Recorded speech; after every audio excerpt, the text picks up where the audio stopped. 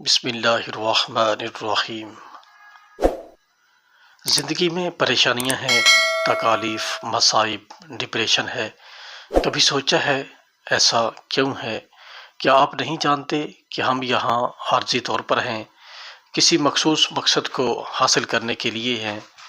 ذرا سوچئے، کیا ہم اس مقصد کی تعمیل کر رہے ہیں؟ ہم اس دنیا داری میں اس قدر مگن ہیں کہ اپنے پیدا کیے جانے والے مقصد سے ہی غافل ہو چکے ہیں۔ اپنے مقصد کو فراموش کر کے یہ دنیا جتنی بھی کما لی یہاں ہی رہ جائے گی، کسی کام کی بھی نہیں ہے۔ دولت، پیسہ، شہرت، گھر، گاڑی، کچھ بھی آخرت میں کام نہیں آ سکے گا، صرف اعمال کام آئیں گے۔ ہم دن رات اس دنیا کے لیے پریشان رہتے ہیں، ہماری زندگیوں میں سکون